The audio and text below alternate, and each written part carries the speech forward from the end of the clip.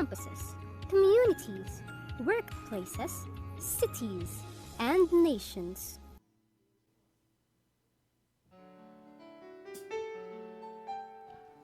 Praise God! Magandang umaga po sa lahat.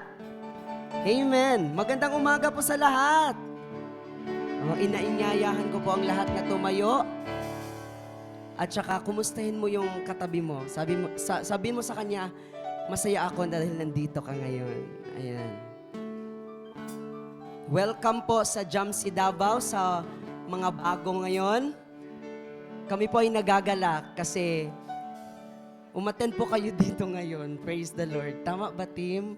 Ayan, magtaya din kami.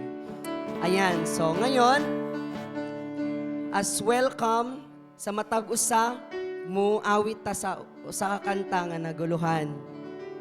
Pagkaanindot ning adlaw. Come on. Nindot ning adlaw, kamalipayon nga naghiusa. Mga anak sa Diyos nagakasadya. Kamalipayon sa imong panagway, kamasanagon gayon sa kanunay. Ang himaya gayon sa Diyos nagalipay. O kumusta pagkaksa kong higala, kay labihan gayon na kong mingawa. Sa kadugay sa panahon nga wala ta nagkakita. O kumusta pagkaksa kong higala, kay labihan gayon na kong lipaya. Usarag yun kita sa lawas ni Kristo.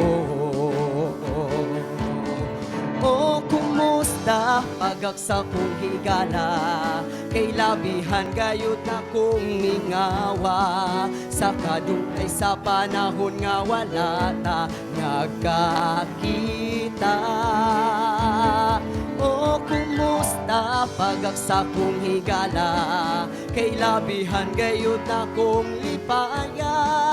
Usarag yun kita sa lawas ni Kristo. Usarag yun kita sa lawas ni Kristo.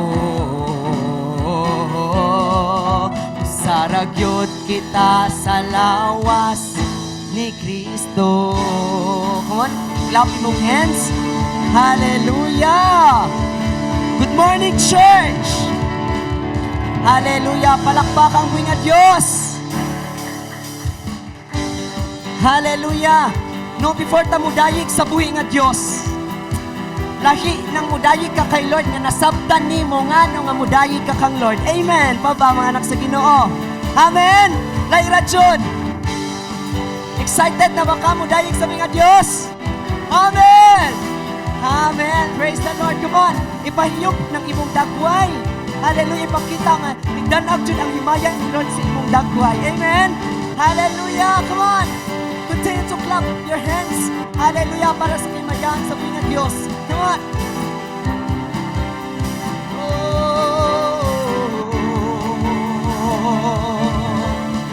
Giaubang ang mga kalisod, isagubang mga ulos o balon. Ako na limaso, mga usog. Ulusog bagyo sa inamuhito, di ko mahalok kay naakaginoo. Ang pinabalos ko, mao ang pagdayin mo. Ang pagsayaw, ikabalos ko. Ang paglukso, ikabalos ko. Pagpasalamat, ikabalos ko nimo. Ang pagsilig, ikabalos ko. Ang pag-awit, ikabalos ko. Mga pangayig, ikabalos ko nimo. Hallelujah! Yes, thank the Lord. Hallelujah! Sinunod karon. Praise the name of Jesus.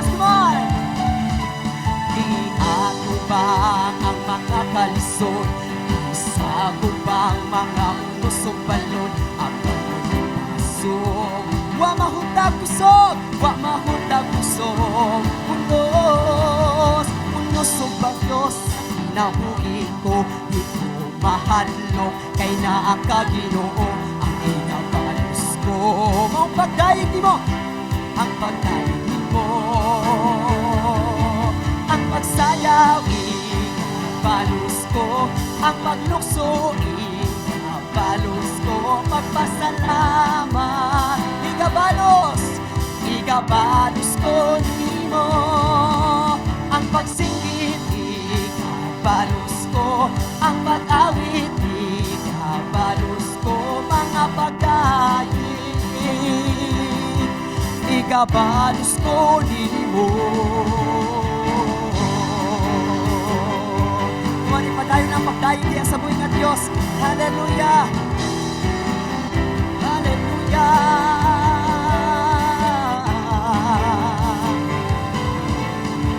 Ginoo sa balan kong trono, nakita mo ang kahayag sa himaya mo. Ginoo, pagkahalangdon mo, ang kasing-kasing ko, kinatikuan ko, nagmaya sa pangayugali mo. Kasayaw si Lord! Lukso-lukso, diha kanimo, amo Ginoo, pasidungan sa imong ngalan. Sayo sayang, lukso-lukso, diha kanimo, amo Ginoo, imong ngalan, pasidungan hangtod sa kahangturan. Hallelujah, come on! Focus ang imong pagdayeg sa buhay ng Diyos. Hallelujah! Ginoo, sa balan mong trono, nakita ko ang kahalasan, himaya mo. Ginoo, pagkahalang ko, ang kasing-kasing ko, kinatibukan ko, nagaya sa badaling kanin mo. Sayo-sayo, lukso-lukso, niyakanin mo, among Ginoo, among kalilipay, makaplagan, diya sa imong ngalan. Sayo-sayo, lukso-lukso, niyakanin mo, among Ginoo, kumangalan, pasidungan, hangtod sa kahangturan. Sayo-sayo, lukso-lukso, niyakanin mo, come on, clap your hands. Pasidunggan hangtod sa kanturan. Sayo-sayo, lukso-lukso, come on, hallelujah! Pasidunggan hangtod sa kanturan. Yes, Lord! Praise the name of Jesus! Ipalakpak ang imong kamot diha sa Ginoo. Yes.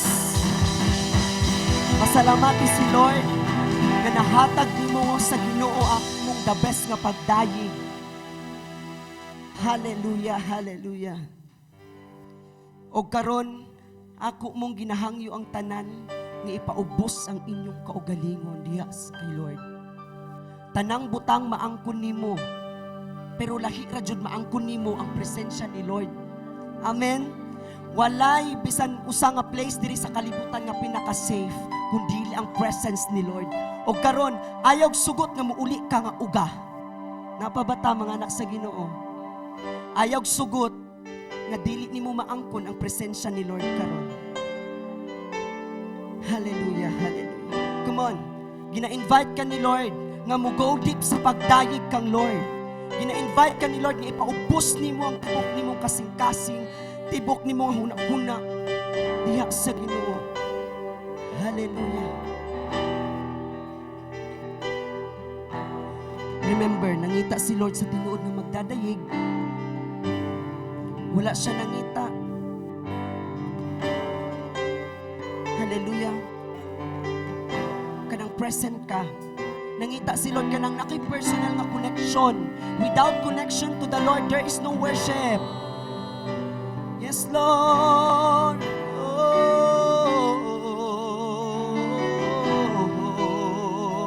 We worship you. Come on, open your mouth.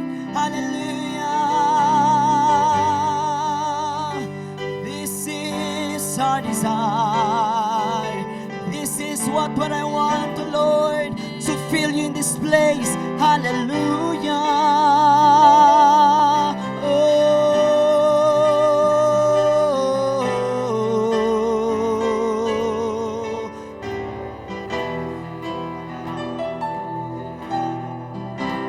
Holy Spirit, come on, hallelujah. Open your mouth, open your heart, hallelujah. Jesus, Jesus.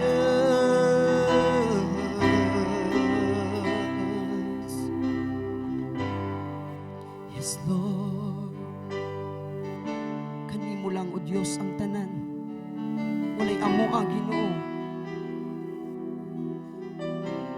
Hallelujah. Kanimo lang, O Diyos, ako may pagsalig. Kanimo lang ako may katagbawan. Kay ikaw ang akong Ginoo. Ina si Lord.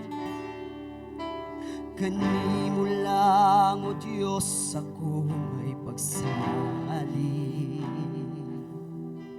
Kanimo lang ako may katagbawan. Kay ikaw man akong Ginoo. Yes. Ug ikaw ang kadaugan ko.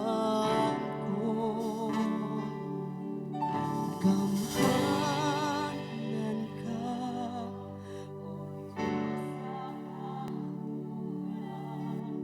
Ikaw lamang ang akong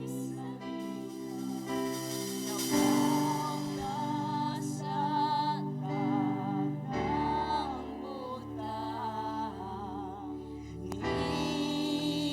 Nining kalimutan.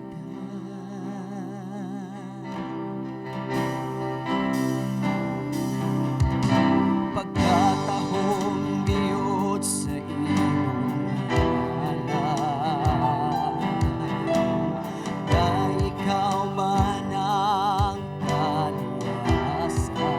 Yes, Lord. At ako ngadto sa imong trono, kay gusto ko makauban kanimo. Sing one more time. Pagkatahom gayud sa imong ngalan, kay ikaw man ang kaluwasan. At ako ngadto sa imong trono, kay gusto ko makauban kanimo. Gamhanan ka, O Diyos sa kahaturan. Ikaw lamang ang akong gisaligan.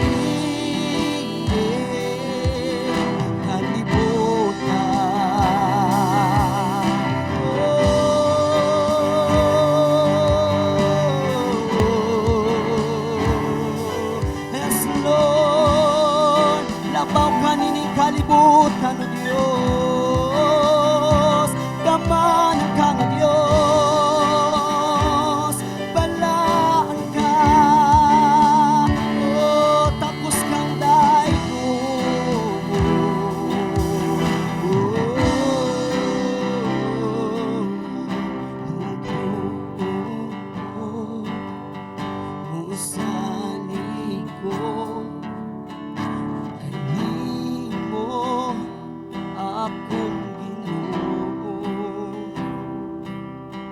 Ang balaan mo, Espiritu, ipakunsa mo ka na mo. Declare, mutuo ko, musali ko, kanimo akong Ginoo. Ang balaan mo, Espiritu, ipakunsan mo ka na mo. Mutuo ko, yes, musali ko, kanimo akong Ginoo. Ang balaan mo, Espiritu, ipakunsan mo ka na mo. Mutuo ko, pa-declare, musali ko, kanimo akong Ginoo.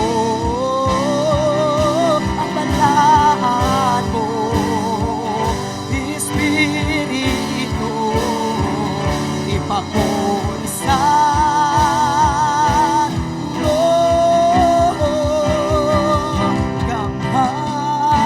Gamhanan ka, O Diyos sa kangturan. Ikaw lamang ang akong kisaligan. Labaw ka sa tanang utang.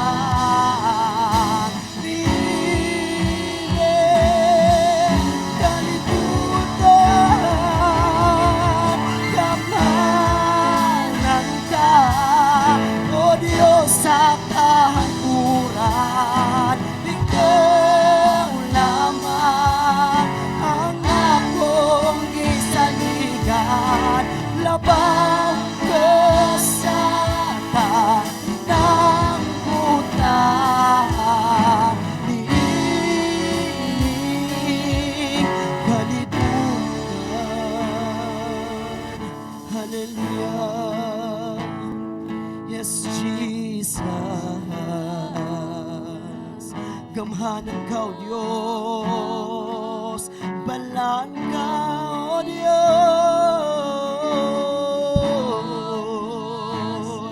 Yes. Oh.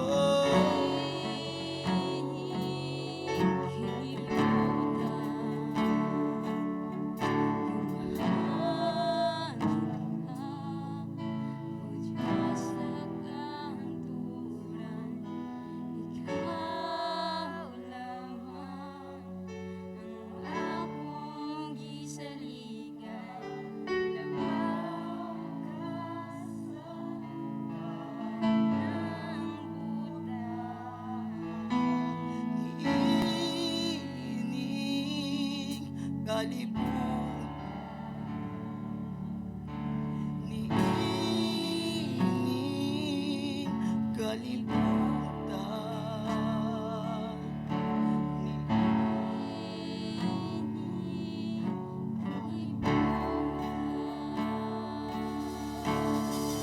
Palakpakan buhi nga Diyos. Pasalamati si Lord kung unsay imong nadawat karon nga portion. Yes, Lord. As we continue, Father God, we continue to exalt your name in this place, oh Lord. Lord, tanan namong mga pagdayo, Ginoo, Lord, nasayod mi nasulbong sa imong trono, Ginoo. Salamat, Lord, nga ikaw nagapanimot sa matag-usa namong nga kasing-kasing, Ginoo. O tanang dumo, tanang himaya, Ginoo, para lamang kanimo, Ginoong Diyos. In the mighty name of Jesus. Amen. Oh, amen.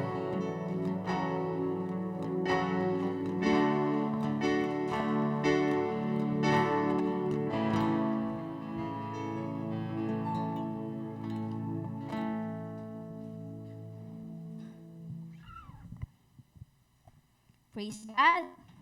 Praise. Amen. Good morning, church. Good morning, Jamsi Davao. No? Are you excited to hear the word of God today? No? Pwede palingia daw inyong tapad. Ready na ba ka? Ready na ba ka? So, before ta mag-start, no? May I invite everyone to please close your eyes. Let's continue to ask the presence of God. Let's pray. Most gracious and Heavenly Father, O God, Lord, salamat sa mataho mga kabuntagon nga imong gihatag kanamo today, O God. Salamat, Lord, sa grasya nga makaanhi pa mi dinhi nga lugar. Salamat, Lord, sa protection. O God, we're just so thankful. Imo kaming gi-safety. Salamat sa pamilya nga naa dinhi. Salamat, O Dios, sa opportunity nga makagather to worship you, O Lord. And God, I pray that today you will anoint your servant, that as I speak the word, O God, dili ang ako ang pulong ang madunggan, but it is you all along, Jesus. Hallelujah. Lord, be manifest in this very place. In Jesus' name we pray. Amen and amen. Amen. So, by the way, no, for those nga wala nakaila sa ako di ay si Riza Cortez. And most of the time, kay makita ko ninyo, dinhi sa atubangan, dili mag-preach, but magkanta. No? Dili mag-preach, but magkanta. And today, natagaan na po tag-opportunity to share the Word of God because ang pastor, si Pastor Christian, kay currently, nag-speak po siya sa ang mother church sa Jamsi CDO. So, siya po ang nag-preach dito karon nga adlaw. Amen. So, are we all thankful no sa kinabuhi gyud sa ato ang mga pastor? Grabe ang mga ginabuhat ni Lord sa ilang kinabuhi. So, kinsa ang na-heartbroken sa news about kang Rene? Grabe no? Feeling na ako, tibuok Pilipinas kay nag-mourn ang dasad gyud ana nga news. Sa mga nakaila, no, sa mga wala naka-relate, diri nga next akong question kay for sure maka-relate gyud ta. Kinsa ang nakulbaan sa linog? Amen. Grabe lang na ako, kay hangtod karon galinog ra gihapon siya. Nasa third floor ako ang boarding house kay pag muhigda ko sa akong kama, feeling niya ako kay pag naiuyog na lang naglinog na pud. Linog na pud. So kana daghan kayog mga panghitabo karon nga week. And with that na-realize na ako, life is really unpredictable. No? Would you agree nga life is really unpredictable? Dili ta kabalo kung unsay mahitabuon niya.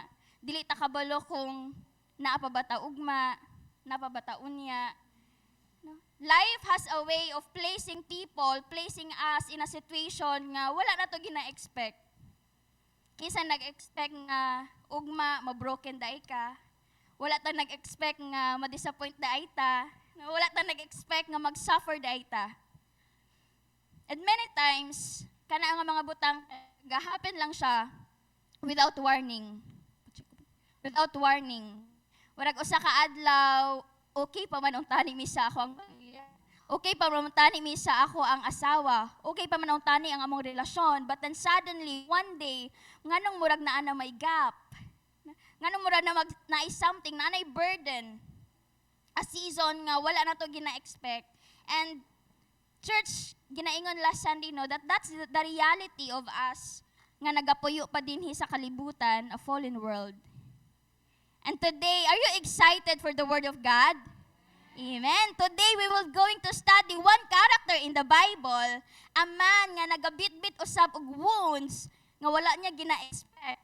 A man nga naa sa lugar nga I believe wala po niya gina-expect nga mapadulong dahil siya dito. A man named Mephibosheth. Kisay familiar? Wala. A man named Mephibosheth. And our text for today, makita sa 2 Samuel chapter 9, verses 1 to 13. 2 Samuel chapter 9, verses 1 to 13. Pero atong basahon kay sa hangtod 7 lang sa. So, can I request everyone to please help me in reading the Word of God? Come on. So, one day, 1, 2, 3, go. David asked Is there anyone still left of the house of Saul to whom I can show kindness for Jonathan's sake? Now there was a servant of Saul's household named Ziba. They summoned him to appear before David, and the king said to him, "Are you Ziba?" "At your service," he replied. Next. The king asked, "Is there no one still alive from the house of Saul to whom I can show God's kindness?" Ziba answered the king, "There is still a son of Jonathan. He is lame in both feet." "And where is he?" the king asked. And Ziba answered, "He is at the house of Machir, son of Amiel, in Lo-debar." Lo-debar. So King David had him brought from Lo-debar, from the house of Machir, son of Amiel. And when Mephibosheth, son of Jonathan, the son of Saul, came to David, he bowed down to him to pay him honor. And David said, "Mephibosheth, at your service," he replied. "Don't be afraid." David said to him, "For I will surely show you kindness for the sake of your father Jonathan. I will restore to you all the land that belonged to your grandfather Saul, and you will always eat at my table." Grabe.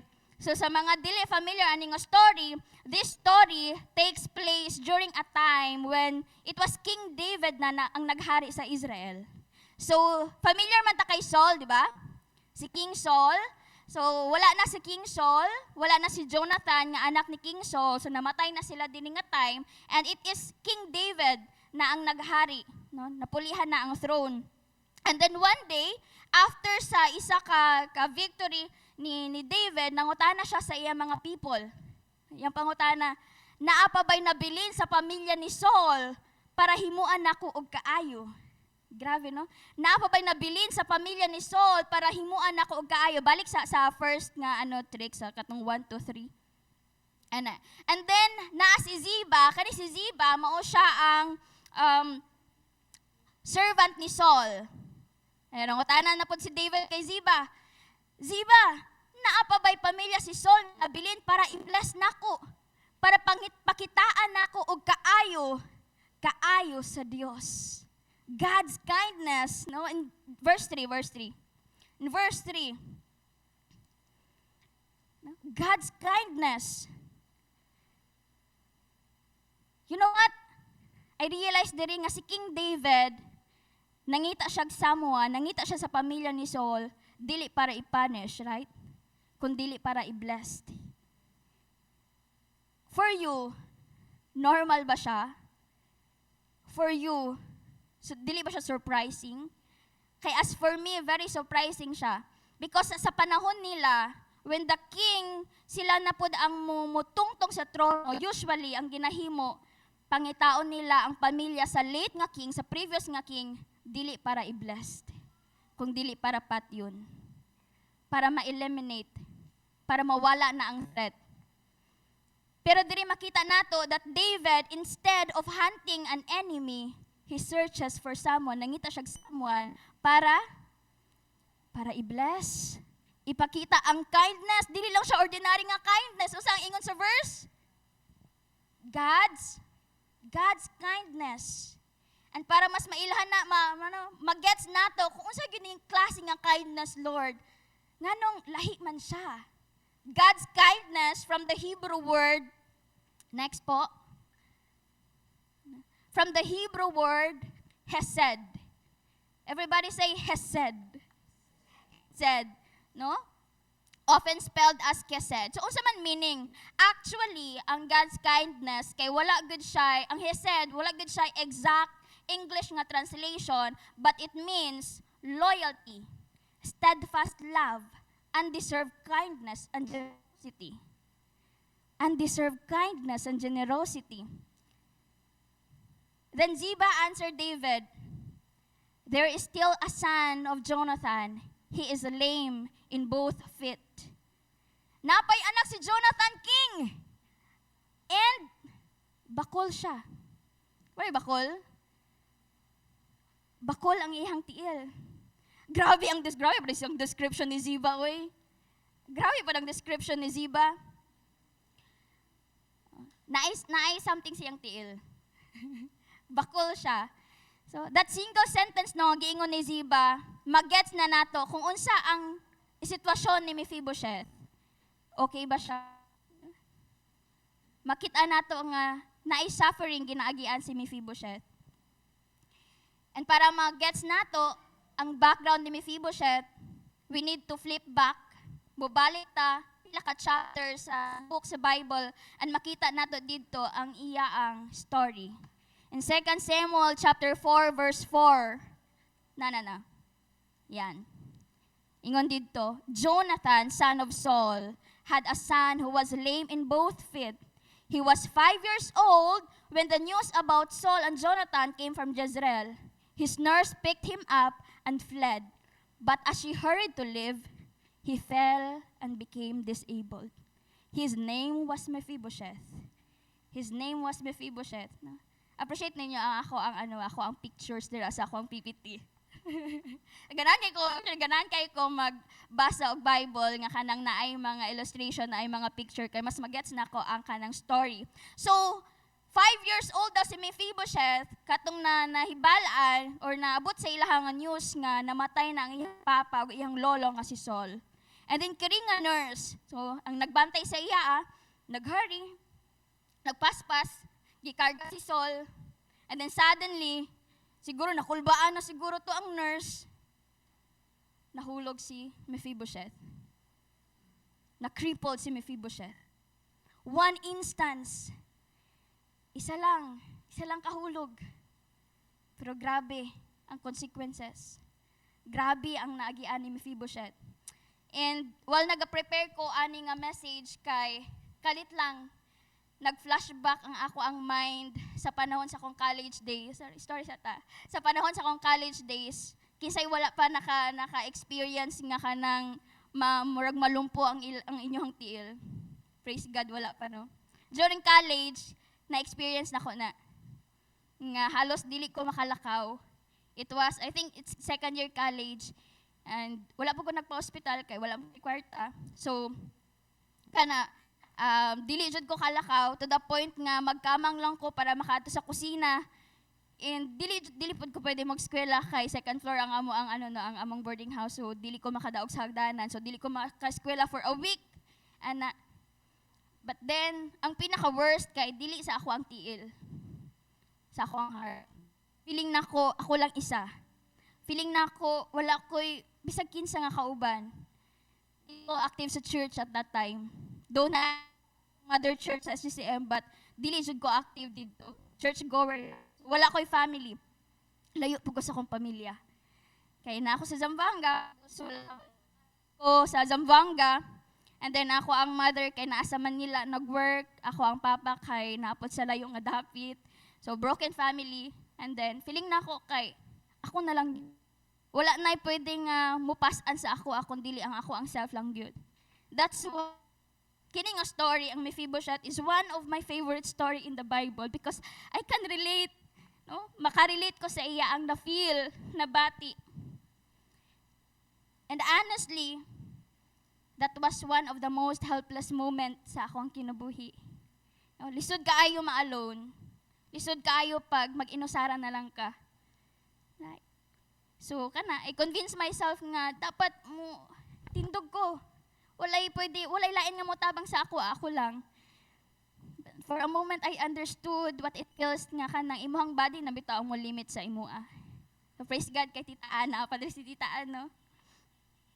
When you feel so helpless, when you feel so hopeless, when you feel so alone, and maybe suffering doesn't always cripple our feet. Dito na ko na-realize, suffering doesn't always cripple ang ato mga tiil. Sometimes it cripples our hope. It cripples our faith, atong pagtuo. And then, going back sa scripture, no, David asked, asa man siya? Where is he, Ziba? And then, ingon si Ziba, he is in Lo-debar. Everybody say, Lo-debar. Mura siya, murag social, paminawon, I am in Lo-debar. Lo-debar. Pero ang meaning sa Lo-debar, Lo-debar, from the word lo, means no, debar, pasture, word. And if i-combine, Lo-debar means no pasture, no word, nothing. It is a place nga hopeless. It is a place nga murag wala na chance makabakon. And the word Mephibosheth, going back, and the name Mephibosheth means from the mouth of shame. From the mouth of shame. Gikan sa baba, sa kaulaw. From the mouth of shame, but kanang iyahang name Mephibosheth from the mouth of shame, but naa siya sa kanang shameful nga sitwasyon, naa siya sa shameful nga lugar. That's why I entitled this message, From Lo-debar to the King's Table. From Lo-debar to the King's Table. From hopeless to being favored. From hopeless to being favored. Lo-debar to the King's Table. Last Sunday, we were reminded that suffering exists because we live in a fallen world. Diba? Ingon to ni Pastor Christian sa iyang points that we indeed suffer because we still live in a fallen world. Dili perfect ang ato ang kalibutan. And in point 3, gi-share ni Pastor Christian that God entered our suffering pinaagi kay Jesus Christ. Very good. Jesus Christ. And from that, we will dive a deeper question. Why did God enter our suffering? What is your purpose, Lord? Nganong nisulod man ka sa akong suffering? Why did God enter our suffering? Pinaagi sa kinabuhi ni Mephibosheth and King David, makita nato ang rason why did God enter our suffering. First, why did God enter our suffering? Because God wants to rescue us. God wants to rescue you and me. In verse 5, no, sa 2 Samuel chapter 9, it says, So King David had him brought from Lo-debar, from the house of Machir, son of Ammiel. David had him brought from Lo-debar to the palace. Notice, nabay option ang hari para dili niya bitbiton si Mephibosheth? Nabay option ang hari nga kanang padalhan na lang siguro na ako nigkayamanan si Mephibosheth dito no, sa Lo-debar? Na siya'y option, right? Na siya'y option. Pero wala niya gihimo. Ngano kaya? Instead nga kanang tagaan niya kwarta, tagaan niya servant si Mephibosheth, iyahang gibit-bit. He had brought Mephibosheth from Lo-debar to the palace. Because I believe, nakabalo ang hari, unsa na nga lugar ang Lo-debar. King David knew that Lo-debar is not a very good place. It's not a good place because that is a place with no hope, no future. And in Psalms 23, no, familiar siguro ta ani nga verse, no? The Lord is my shepherd, I lack nothing. He makes me lie down in green pastures. Na-remember ninyo ang meaning sa Lo-debar? It means no pasture. And giingon diri sa Psalms, He makes me lie down to green pastures. The king, dili siya ganahan nga magpabilin lang si Mephibosheth dito sa lugar with no pasture because he wants Mephibosheth to be brought in a place with green pasture. With green pasture into abundance. So yun sa iyang gihimo, nagpadala siyang tao to get Mephibosheth, to rescue Mephibosheth from that place. And samtang nag-study ko ani nga text, no, I realized that Mephibosheth, dili lang siya kay Mephibosheth nga story. It is also our story. Because somehow, all of us experience our own Lo-debar. Maybe ang imong Lo-debar ka dili gyud ang lugar, ang place. Maybe it's that fear in your heart, the brokenness in your heart, the grief in your heart. Maybe it's a season where you feel you are forgotten by God. But church, here is the good news. Mephibosheth was not looking for the king. The king was looking for him. Si Mephibosheth, wala niya gipangita ang king. It is the king ang nangita sa iya. And that is exactly what Jesus did. Luke 19 verse 10. For the Son of Man came to seek and to save the lost. Grabe. For the Son of Man came to seek and to save the lost. The word did not say the lost came to seek Jesus. Ang iyang word nag-ingon, Jesus came looking for the lost. Are you lost? Because I am lost. I was lost. That is rescue. Many times, dili ta makarealize nga na-stuck na data sa atong own Lodi bar. And from that place, we begin to believe nga, God, I am, nganong forgotten man ko. I feel nga kanang unreachable na ko. I feel nga unworthy na ko. But church, God moves differently. It is a reminder that God moves differently. Siya una nag-initiate. Siya nangita. He extends grace where people expect judgment. He extends grace where people expect judgment. Romans 5 verse 8, di ko kabalo if naadira sa akong PPT, but it says, while we were still sinners, Christ died for us. Samtang sinner pa ta, Christ died for us. While we were still in our low bar, God came looking for us. God came looking for you and for me.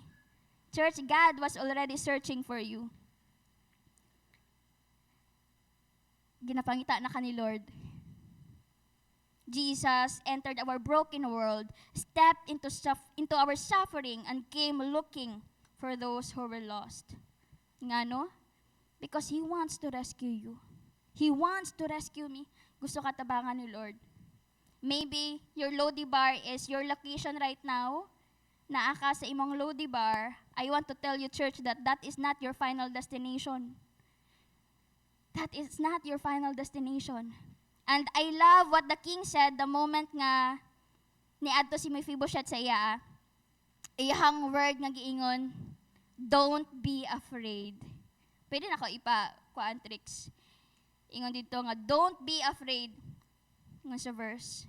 Because imagine, nganong giingon ka ato ni King David? Because siguro nakita niya sa nawong ni Mephibosheth nga nahadlok siya. Because imagine, pila na ka-years na nanago si Mephibosheth, and then one day, nasakpan, nakitaan siya, gipangita siya sa king. Siguro, nagdokdok na doon, ang mga servant ni King David, tuktok na siya dito sa portahan ni Mephibosheth. Ang kakulba ni Mephibosheth. Siguro naisip niya, final destination. End na siguro na ako ni. Judgment is coming for me. And maybe some of us feel the same way when we think of God. Siguro some of us, yung ana ang ma-feel when we think of God. Feeling nato, i-condemn ta ni Lord. Feeling nato, pag moduol ta kay Lord, o pag moduol si Lord sa ato, kay i-punish ta. Because sa atong mga sala. But the king said, do not be afraid. Don't be afraid. And that is the heart of God. And dili aksidente why David is the man after God's own heart. Because that's the heart of God. Paulit-ulit, again and again, nag-remind si Lord, do not be afraid, my child, do not be afraid. Ayaw kahadlok. Because nakita ni Lord ang ato ang hitsura sa ato ang heart, dili sa ato ang face. Wala nagalantaw si Lord sa ato ang face. Nagalantaw siya sa ato ang heart. Nakita ni Lord kung unsa ka mahadlukon ang atong kasing-kasing. That's why ingon siya, don't be afraid. And for some people, I don't know if ako lang ni, but it is really hard to ask for help. Lisod kaayo. Mag-ask, mangita og tabang. It's hard to trust your life to someone, especially if dili nimo kaila. Lisod kaayo mo salig pag-usab, especially if naa natay trauma from the past. The last time you entrusted your heart to someone, maybe they broke it.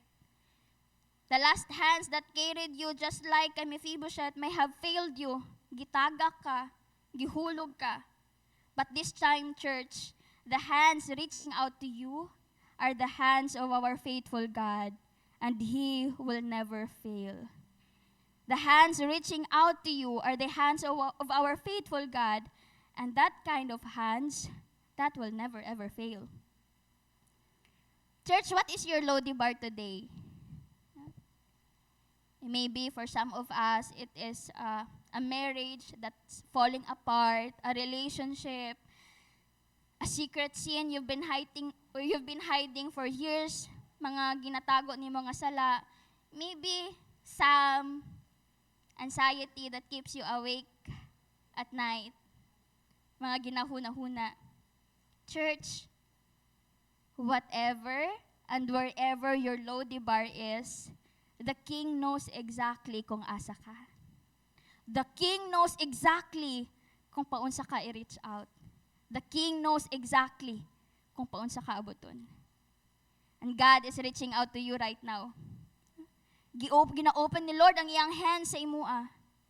Now, it's up to you if you will accept that hand, if you will allow the Lord to rescue you. Because gitagaan ta ni Lord og freedom. Freedom to decide if we accept ang iyang rescue ang ginahimo sa atong kinabuhi. So why did God enter our suffering first? To rescue us. And I believe dili lang siya to rescue.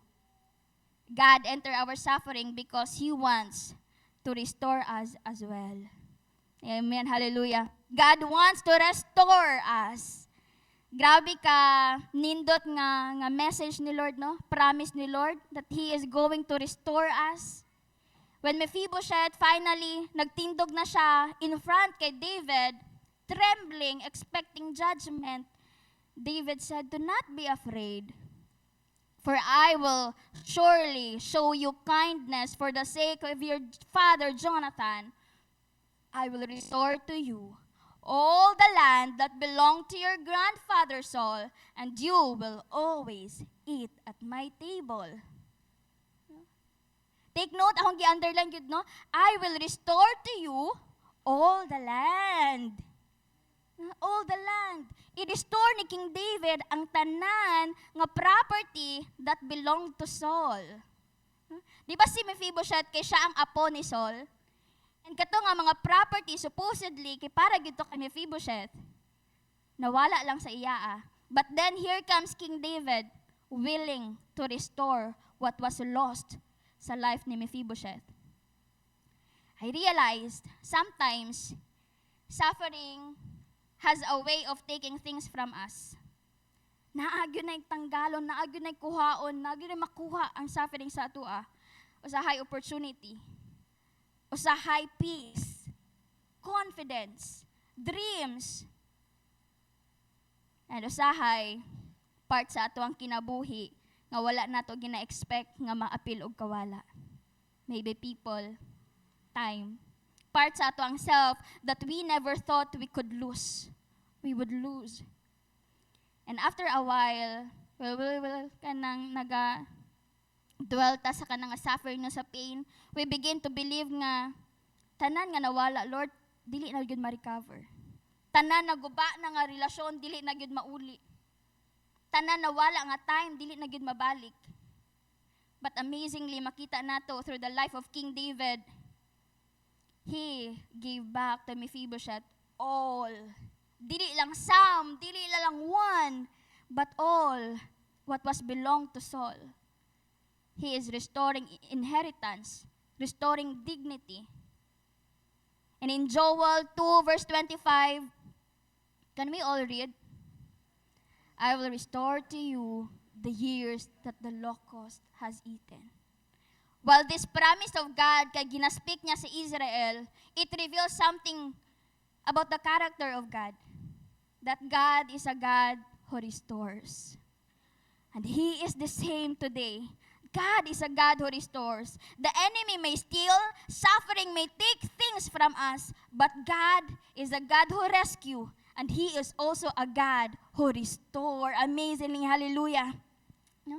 The same king who brought Mephibosheth from Lodibar is now giving back everything that was lost to him.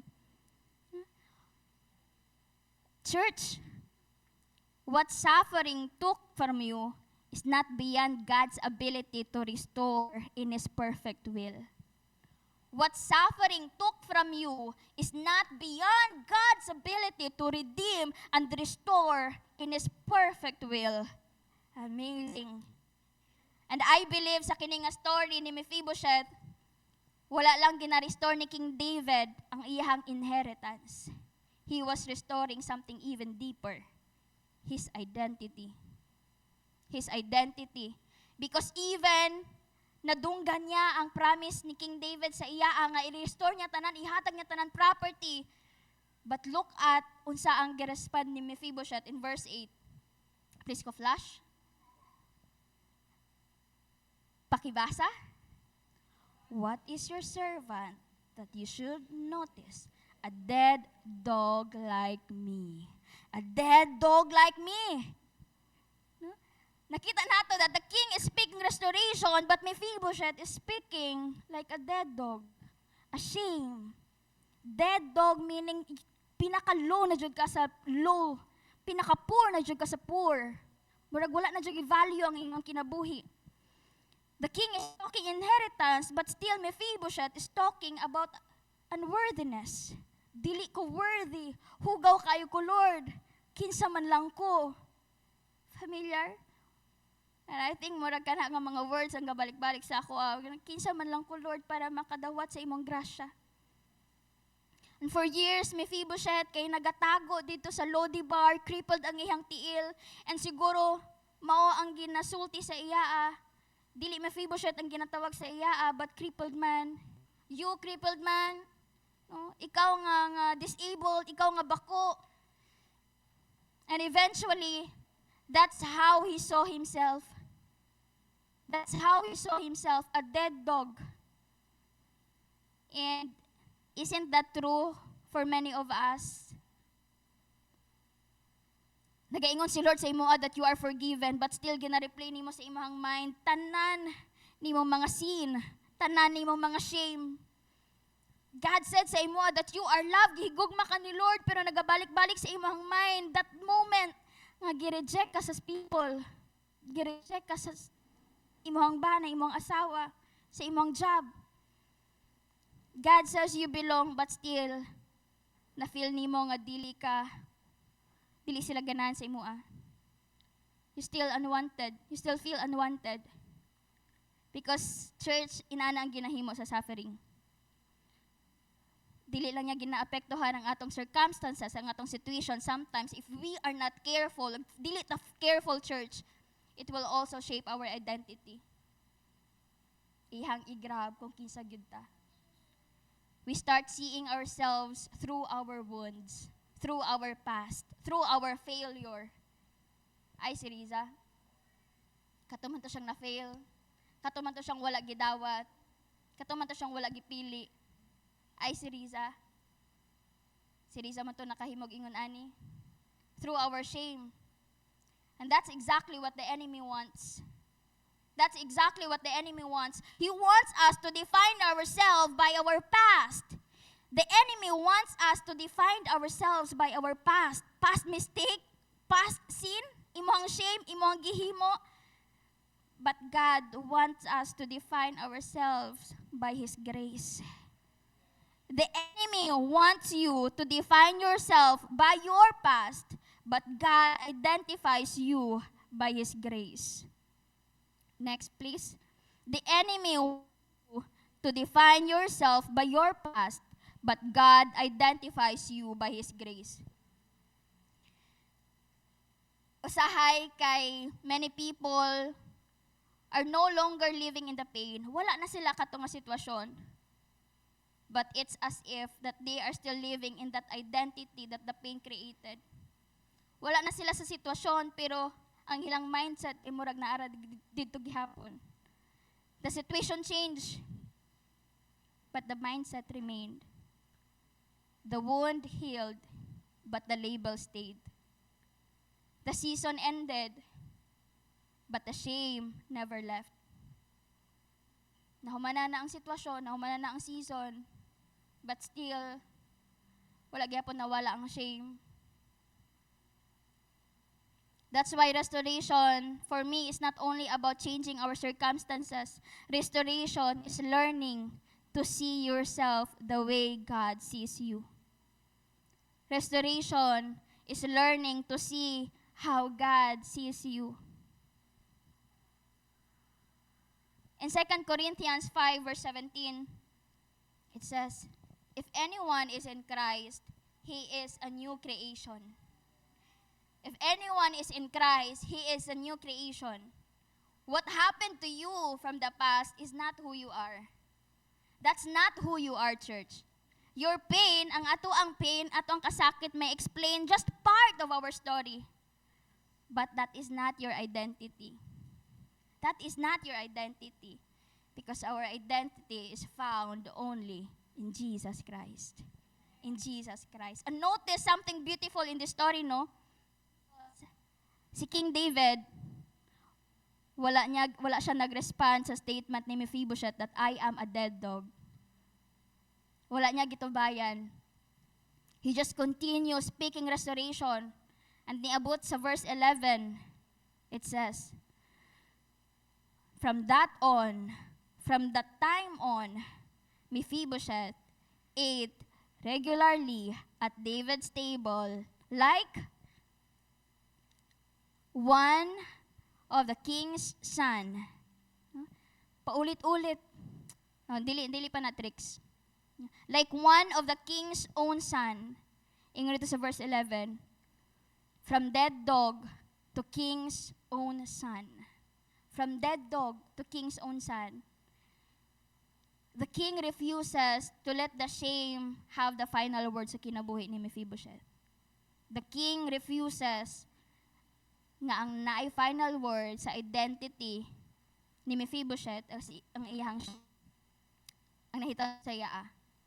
And if right now, church, if shame is speaking to you loud promises sa imong kinabuhi, maybe you're listening to the wrong voice. If right now, ang mas nadunggan nimo kay ang mga kaulaw, ang imuhang sala, ang imong shame, kaysa sa mga promise ni Lord, maybe, lahi nga voices imong ginapaminaw. Lahi nga voices imong ginapaminaw. Because I believe that the Word of God is speaking. The Word of God is alive and is really talking to you. What names are you allowing your suffering to give you? Unsa-unsa nga mga ngalan ang imong ginaalaw sa imong kaugalingon? Is it failure? Is it rejected? Unqualified? Broken? Because, church, if maminaw ta ani nga mga pain, ani nga mga ngalan, it will start telling you who you are. But God never intended your wounds to become your identity. God never intended your wounds to become your identity. Because, church, God is not only restoring what was lost around you, He is also restoring what was lost inside of you. He is restoring dili lang sa mga nawala around of us, people, property. He is also restoring what was lost inside of us. That is our identity.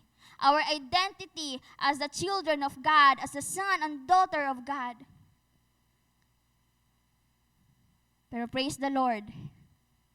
Because pinaagi kay Jesus Christ, He restore what sin has broken.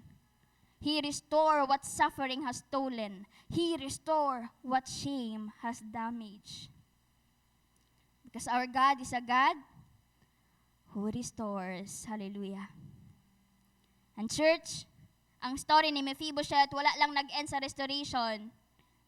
Wala lang nag-end sa restoration. Pwede ba gyud nga i-rescue ni David si Mephibosheth and then tagaan ang mga property and then stop there?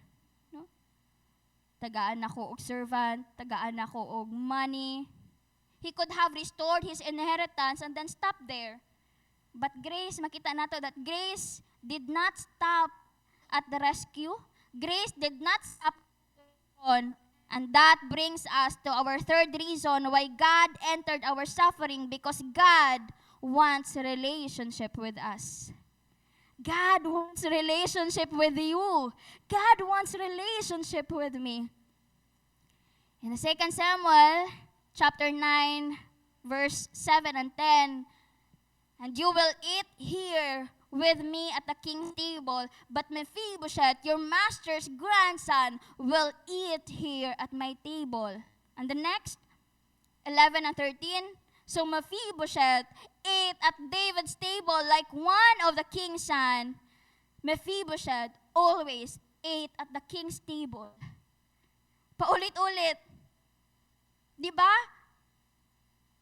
Pag paulit-ulit ang words sa Bible, sa chapter, bugat iyang meaning. Always ate at the king's table. Mephibosheth regularly ate at the king's table. Always. Always. Sa ako ang meaning, kaya dili lang siya kausa. Sa inyo, kausa lang ba? Per me. No? Always per me. And I believe that the greatest gift hatag ni David kay Mephibosheth is dili ang mga land, ang mga property. It was a seat at the king's table. More than the property, the greatest gift nga gihatag ni David kay Mephibosheth is a seat at the king's table. Nganong, for me, special man siya. Because that table, mag-start ang relationship. That table is where conversations happened. That table is where family gathered. That table is where you belong. Kumusta ang ato ang lamesa sa balay? Many people are not simply, I believe and I know that many people of you are not simply looking for another message. Niadto mo diri, siguro ang uban kay rest day sa balay, mga modo sa simbahan. But I believe that some of you are looking for a place to belong. A place nga dili na ninyo ganahan mo pretend. You don't need to pretend anymore. A place nga pwede ninyo bitbiton ang tanan ninyong scars, ang tanan ninyong bakul, ang tanan ninyong mga struggles. And that is what the king's table represent. Dili perfection, dili performance, but belonging, relationship. King David, wala lang niya gi-provide si Mephibosheth sa tanan nga property, but he allowed Mephibosheth to be near to himself, nga mapaduol sa iya. So Mephibosheth ingon dito no, ate at David's table like one of the king's son. Like one of the king's son. The grandson of the David's former enemy, grandson ni Saul, former enemy ni David, hiding in Lodebar, once called himself a dead dog. Now, nagalingkod sa king's table? Like one of the king's son? Grabe. That is grace, church. That is grace. From rags, from dead dog, from being hopeless, and then makalingkod ka sa king's table? Grabe. Makauban man gani, makalingkod man gani ka kauban si bishop, or kauban ng mga senior pastor, ka feeling nimo kay dako kay siya honor sa imo Unsa pa ka if that's the king's table. King's table. Dili basta-basta. And church, do you remember nganong nahitabot na tanan kami Mephibosheth, nganong gi-restore, nganong gihatagan siya ka ng honor, privilege ni King David? Is it because sa iyang nahimo? Because he earned it? Is it because he deserved it? That is because of the covenant ni David and ni Jonathan, ang papa ni Mephibosheth. So, for the background, sa mga wala kay Jonathan, Jonathan is ang son ni Saul, and kini si David and Jonathan are really close friends. Bisag magkaaway si Saul nga papa ni Jonathan, but still si Jonathan og si David, grabe ka close. And naghimo silang covenant. And now Mephibosheth Siya ang nag-enjoy sa blessing of that covenant. Is that familiar? In the same way, we are saved because of a covenant nga dili kita ang nag-establish. We are saved because of a covenant nga dili kita mismo ang naghimo. We are welcomed not because of what we have done for God, but because of what Jesus has done for us. We are welcome sa King's table, dili tungod sa kay righteous ta, dili tungod sa atong mga gibuhat para kay Lord, dili tungod kay nagtugtog ko diri every Sunday, nagkanta ko every Sunday, nagserve ko kay Lord, but because Jesus died for you. Mephibosheth sat at David's table because of Jonathan, and we sit at God's table because of Jesus. Mephibosheth naglingkod sa King's table tungod sa iyang papa nga si Jonathan. And we also sit at God's table tungod sa atong amahan nga si Jesus. Hallelujah. But God could have simply forgiven us, ibilin ta sa door after tagaantag ng grasya, after tagatag blessings, pwede ba God, okay na. Nakadawat na kag-ayuda ay, uli na dito. Nakausahay kay, kanang naakay pagkaon sa balay, tapos mangimbitar na lang, kanang ano rin yun. For the sake lang ba, ngay invite, pero gusto nyo paulion si Ay. But lahi si King David. After nga gi-restore, gi-invite pa niya og kaon sa iyang table. He brought Mephibosheth sa iyang pamilya. He gave a seat sa iyang table. And he called Mephibosheth just like of his own son. Adopted. God also gave us a seat at his table. And he also called us son and daughter. That was always been the heart of God. When God created si Adam and Eve, diba? Wala lang niya gibutang sila sa nindot nga garden, sa perfect nga garden. He created them for fellowship with Him, for relationship with Him. Kaya lang nakasala sila. That's why naguba. But still, the Bible, the story of the Bible from Genesis to Revelation, the scripture continue nagasulti sa story of God bringing people back to Him. From the beginning hangtod sa katapusan, in this Bible, it tells the story of God keep on bringing people back to Him even if paulit-ulit nga gina-fail si Lord. Even nga paulit-ulit gina-fail si Lord. And Ephesians 2 verse 13, it says, "But now in Christ Jesus, ikaw, once were far away, have been brought near by the blood of Christ." Ikaw nga layo sa una, gipaduol ni Lord, pinaagi sa dugo ni Jesus Christ. Through Christ, we are not merely forgiven, we are adopted, we are welcomed, we are saved into relationship with Him. And kisay nakatry na mo lingkod sa table? I believe nga nakatry na ta mo lingkod sa table, no? And if mo lingkod ta sa table, pag naitabo ng table, makita ba nga crippled ka? Dili. When Mephibosheth, every time mo lingkod siya sa king's table, his crippled feet mataguan. Below the table, crippled gihapon siya, disabled gihapon siya. But above the table, he sit like royalty. He sit like a king's own son. He shared meals with the king.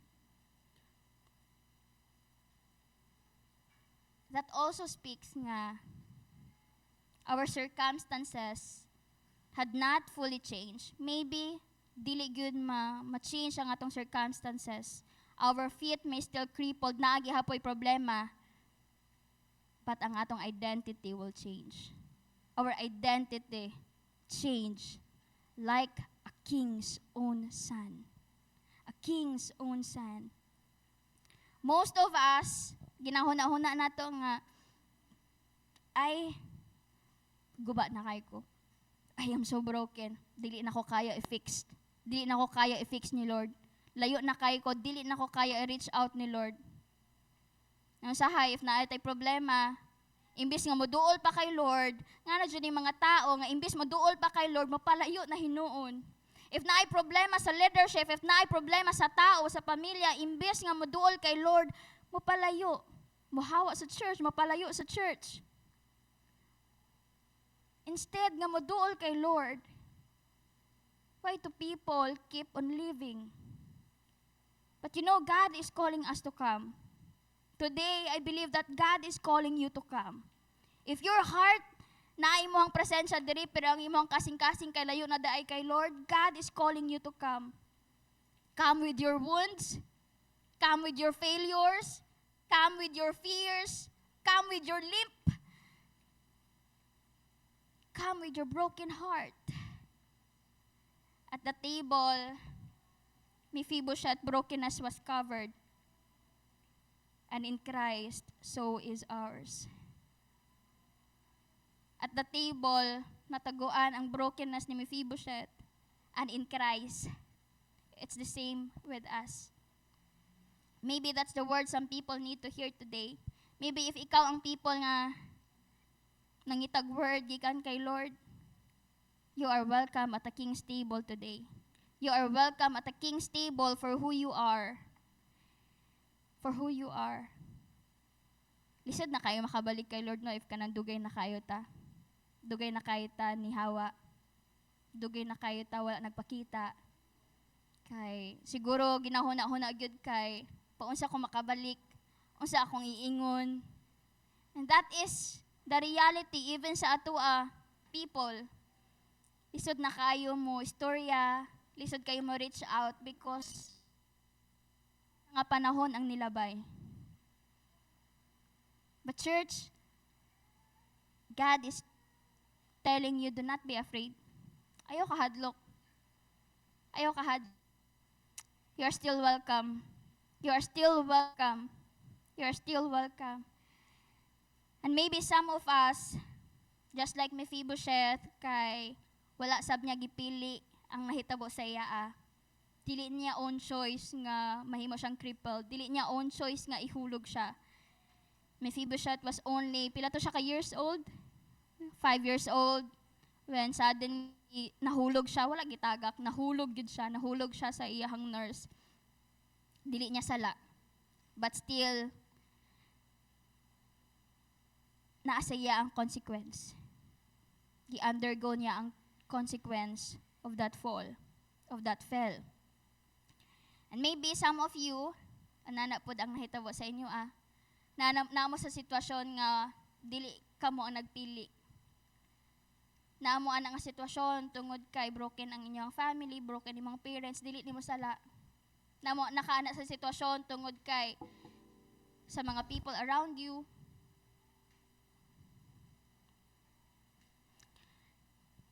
You have that kind of burden nga dili ka prepare.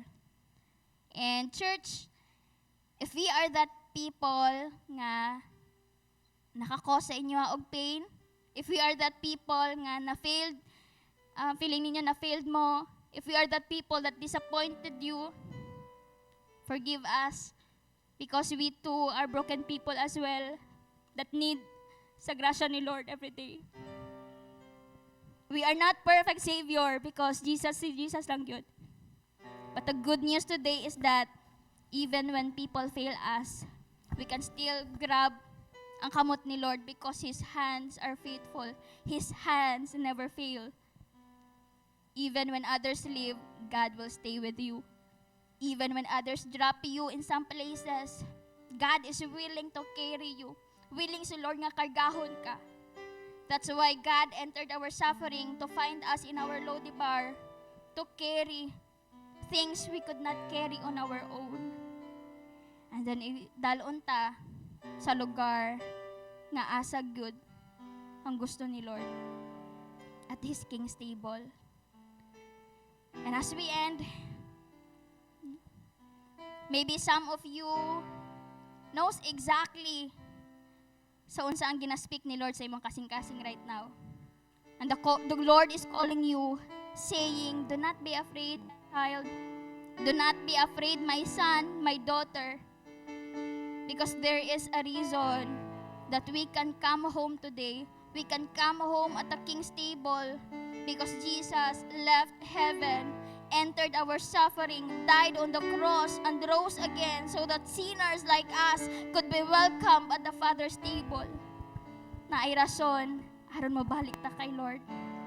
Na ay rason, aron mo lingkod ta sa king's table. Church, we were the ones hiding in our own Lodebar. But it is God ang una nangita sa atua. Kita ang nanago una, but it is the Lord ang nangita sa atua. He rescued us. He restored us. And through Jesus Christ, He invites us to His table. The question is not whether the King wants you. You are already welcome. And He already proved that 2,000 years ago. The question right now, will you stay in that Lodebar or will you come home? Will you stay in that Lodebar or will you come home? The story of Mephibosheth is not ultimately about a crippled man finding a seat at the king's table. No, dili lang siya ang story.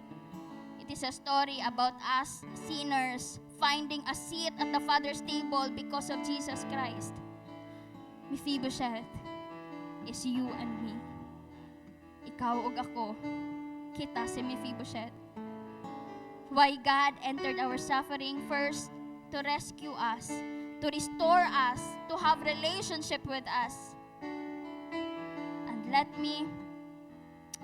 allow me nga ibilin ni nga mga words diha sa inyo your story does not end in Lodebar. By the grace of God, it ends at the king's table. Your story does not end in Lodebar because by the grace of God, it ends at the king's table. Hallelujah. Can we close our eyes for the moment? Can we close our eyes? Can I request someone to just close ang lights? If you are here today and you know God is speaking to you, take this chance to talk to God. If you're tired of carrying your pain alone, if you're tired of carrying that shame alone, ikapoy nakamanago, ikapoy nakamupuyo sa Lodebar. This moment is between you and God. Come on. Yes, Lord.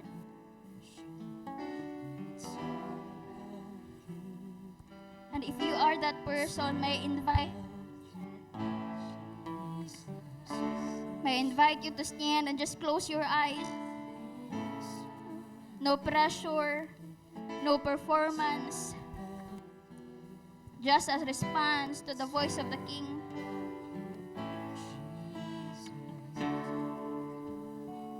I request everyone to please stand. As our response to that call sa tumbuhin ng Diyos, you can continue at prayer, you can continue utter words, you can continue talking to God. Or if walay gawa sa imong baba, you can sing this song.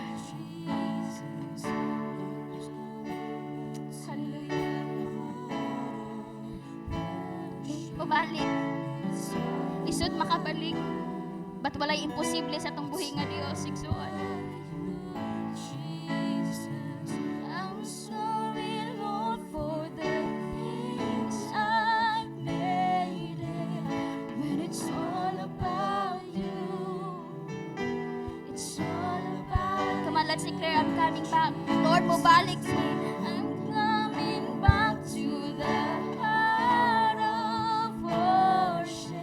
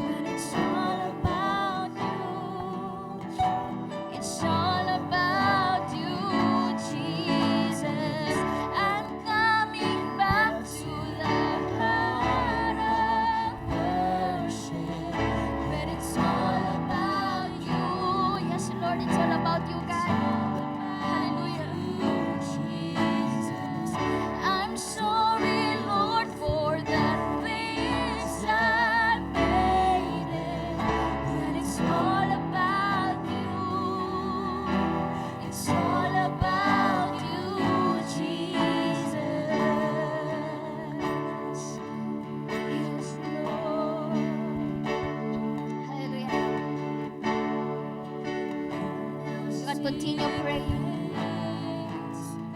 All is fade away, and I simply come. If wala na yung mga words nga inyong maingon kay Lord, you can just simply come to Him.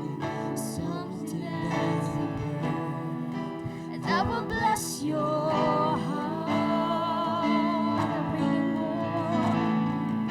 I'll bring you more than a song, for the song in itself is not what you have required. You search much deeper within, through the way things have been. You're looking into my heart. Yes, Lord, I'm coming back to the heart of worship, when it's all about you. It's all about you, Jesus. I'm sorry, Lord, for the things I made it. When it's all about you, it's all about you, Jesus. I'm coming back to the heart of worship. Salamat o Diyos. Hallelujah. It's all about you, Jesus. I'm sorry, Lord, for the things I made it. When it's all about you, it's all about you, Jesus. Hallelujah. Lord, salamat o God. Salamat o God for welcoming us back again. Lord, layo na kayo mi. We are in our Lodi bar.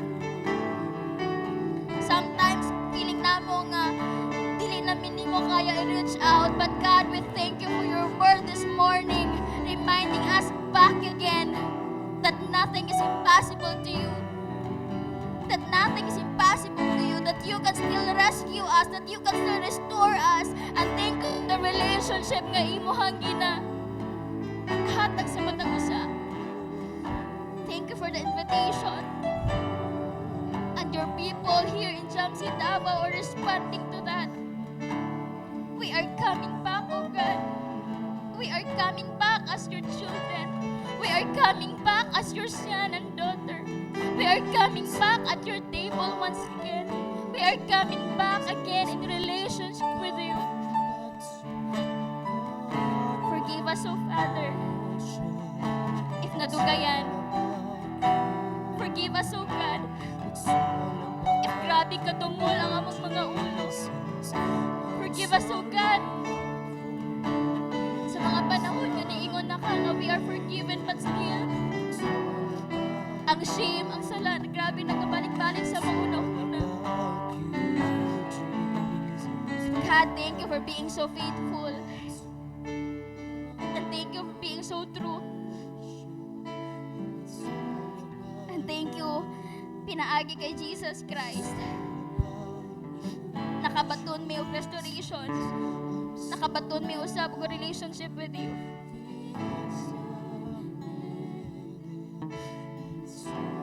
You are a loving, a caring Father. Salamat Diyos sa imong pulong nga buhi sa matag usa. Bless the rest of our time, God. In Jesus' name we pray. Amen and amen. Hallelujah. Atong palakpakan, atong buhi nga Diyos. Amen. Praise the Lord. Come on, maglingkod ta. Welcome home to JAMC, Jesus, and my church Davao, where everyone matters.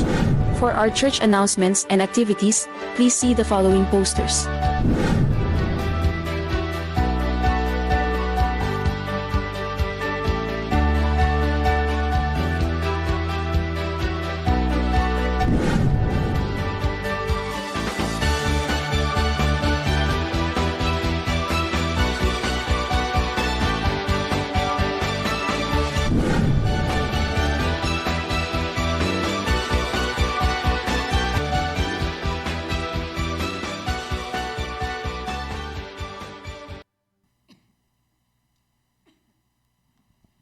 Okay, so may buntag church.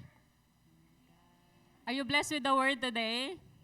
Amen, no? So, for our tithes and offering, as you can see, naatay envelope sa matag table. So you can write down your name there, your prayer request, your thanksgiving, no? And then our prayer service team, no, will be glad to pray sa inyuhan, no? So, let me just share to you, no, a verse from Haggai. Haggai chapter 1, verse 5 to 6, it says here, "Now this is what the Lord Almighty says. Give careful thought to your ways. You have planted much, but harvested little.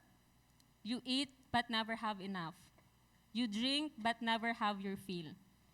You put on clothes, but are not warm.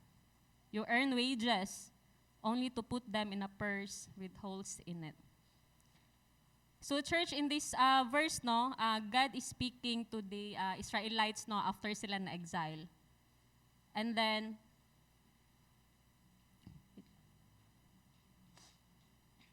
after sila na exile, no, and at that time, since gikan sila na exile, those Israelites were very busy, no, building their own houses, you know, they're focusing sa ilang personal needs, and then they neglected rebuilding God's temple. Consider your ways, no, means ato ang susihon, no, atong hunahunaon ang atong kinabuhi o kung mas unsa ang atong i-priority. That's why in the verse it says there, no, you have sown much, naghantag gitanong, pero nganong gamay lang tagi-harvest. Yes, we earn wages, pero nganong it feels like mura gibutang lang nato sa pitaka nga nayuslot. That's why church, no, God was showing them that despite all their hard work, their efforts, wala gyapon sila ka-experience og true blessing and satisfaction kay ngano man, because God was no longer their priority. They neglected God's word and then mas gi-prioritize nila ilang self. That's why church, this verse is a reminder for us, no, that the true provision, no, does not come from our efforts alone, but from God's blessing upon our lives. That's why as we give our tithes and offerings today, let us put God first and trust Him as our main provider. And may our giving be an expression of our faith, of our gratitude, and our obedience diha sa iya. So come on church, let's pray. Heavenly Father, Lord, we thank you for your faithfulness and provision sa moang kinabuhi. As we give our tithes and offerings today, Lord, help us to always consider our ways and to put you first in everything that we do. Bless every cheerful giver, Father God, and continue to guide us to trust you as our main provider. All these things we ask and declare, in the mighty name of Jesus we pray. Amen.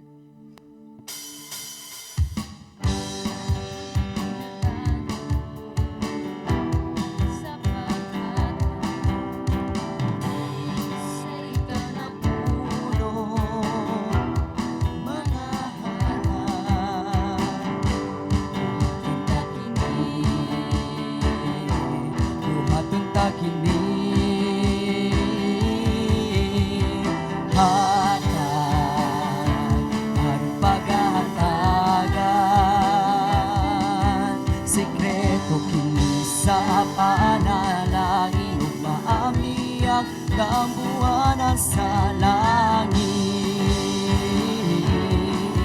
sa langit.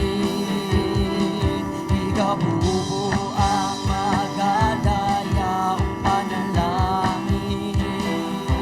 Buhaton ta kini, buhaton ta kini, buhaton ta kini, buhaton ta kini. Buhaton ta kini, buhaton ta kini, buhaton ta kini, uban sa kalipay.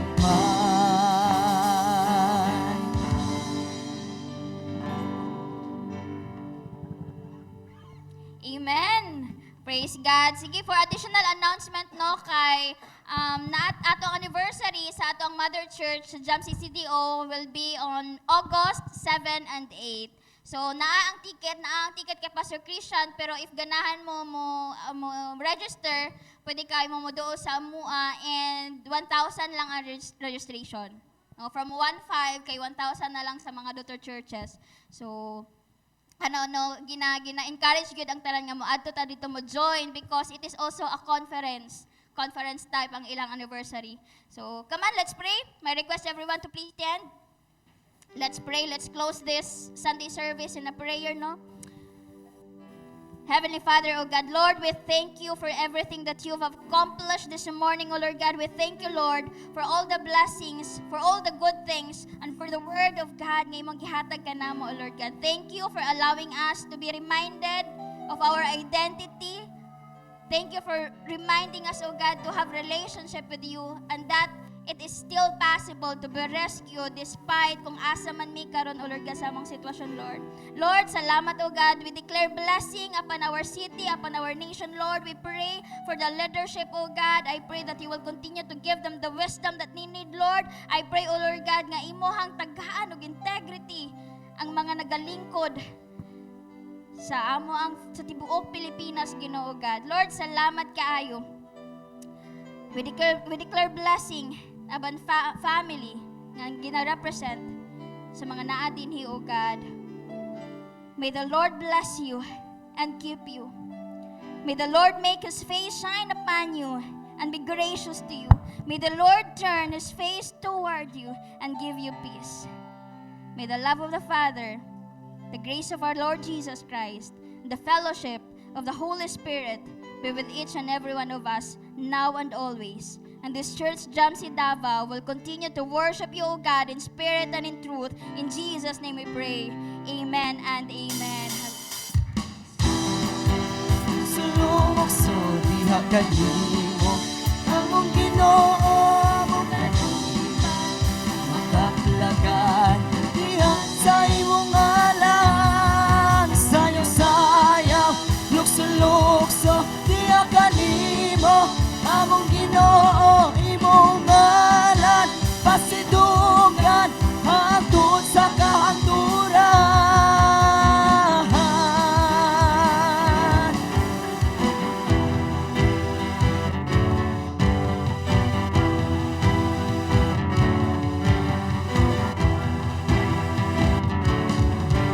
Praise the Lord. Clap your hands diha sa Ginoo. Hallelujah and happy Sunday church. And before we go home, hallelujah, gina-invite na akong tanan mo adto diri sa tubangan para sa atong Sunday picture. Ana. Sunday family picture, ano na lang.